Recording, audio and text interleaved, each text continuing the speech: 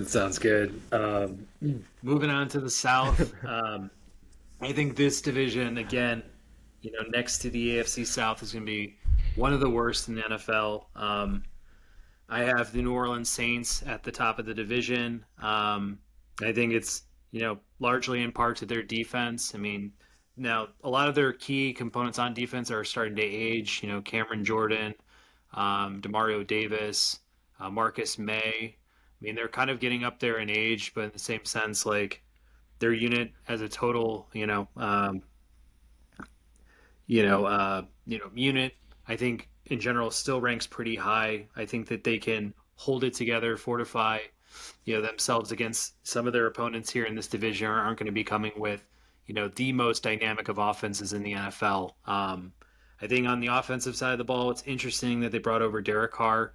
I think he's a really competent passer. Whether or not that's always translated into wins hasn't really always been the case, but I do think they have enough of a roster there to make things interesting. You'll have obviously Chris Olave. To start the year, they'll have Jamal Williams and Kendry Miller. They'll bring back Alvin Kamara. Taysom Hill is kind of a do-it-all, tight end, quarterback, running back type. So it seems like they've got some interesting pieces there that they can, kind of work with, get him settled in. And, of the other teams, I think that they'll be, the best of them. Now, is that translating into 9 wins, 10 wins? Like, it's probably on the low side of being 500, but I think they get there.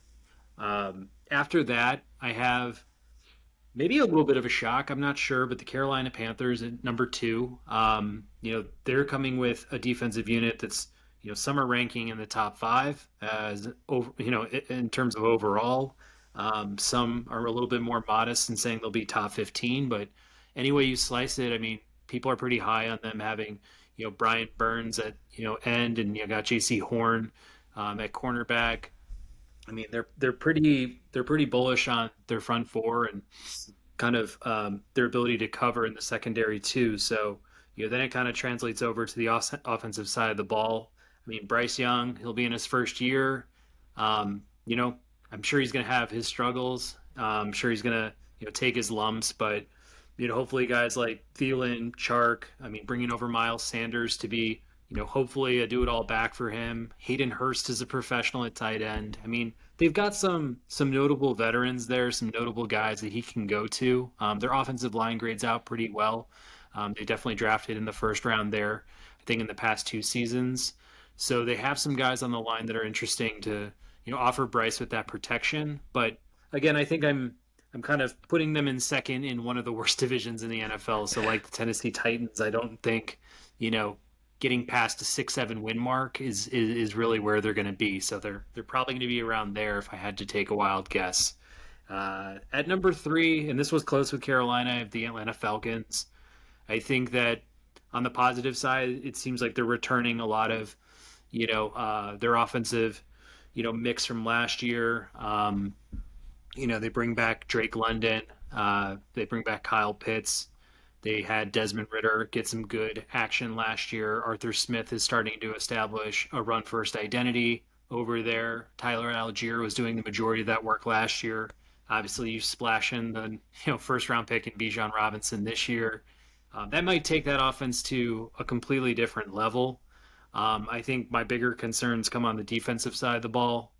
They're ranking in the bottom 5 for total defense, kind of projections going into this year. So that's a bit worrisome, at least for Atlanta. I mean, I think that, offensively, they could be a pretty exciting team. I think they also added Jonnu Smith and Mac Hollins from the Raiders. So, they've got some extra pieces to go along. Maybe it's Desmond Ritter who's, taking that extra step, even though I can kind of see it again, topping out at a 6-7 win, type of season for them. But they do have Taylor Heineke, backing up Ritter, who they brought over from the Commanders. And, Taylor Heineke on talent alone, borderline starter in the NFL, but I do think he's super gritty. He's a really good leader. He's got a lot of heart. So, he was able to take, I think, for his run with the Commanders, I think he might have been above 500.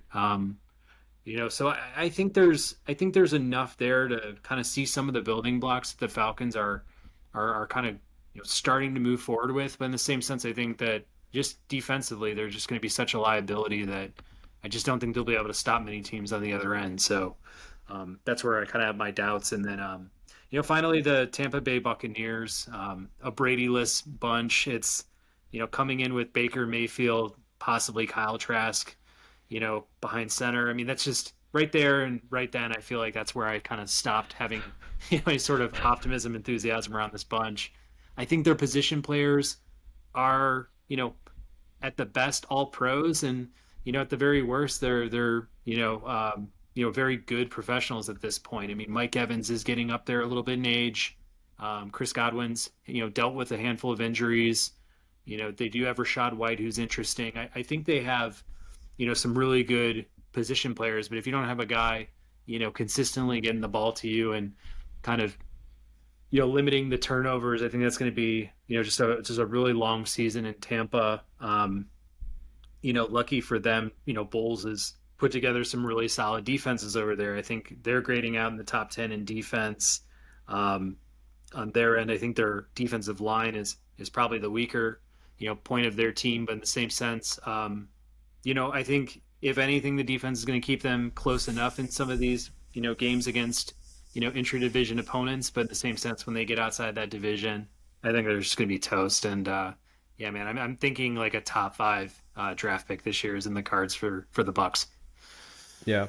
Yeah, and honestly, yeah, why wouldn't you? This is a great draft, I think, for quarterbacks, right? That a lot of teams are like tanking. The Cardinals, they're definitely tanking for Caleb Williams there. So, yeah, no, I actually agree 100% with all your picks here. So, and it's interesting because this division, right? I think remember last year, I think the team that won, I forgot, was it the Bucks that won? Did they win? I think they had 8 wins or something like that.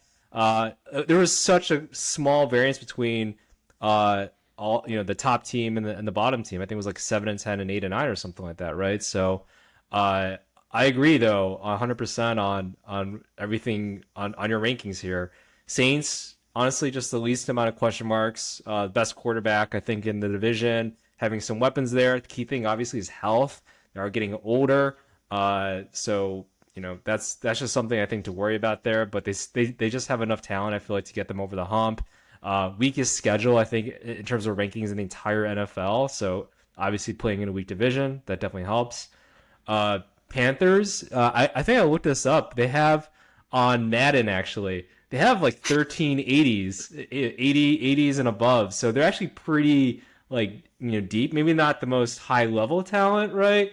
But yeah, I think they have the same amount of 80s as like I don't know, like the Bills, like some of those good teams, right? Obviously the Bills having Josh Allen, Stephon Diggs, etc. But still, this team actually has some pretty good depth overall. But yeah, rookie quarterback Bryce Young, Falcons.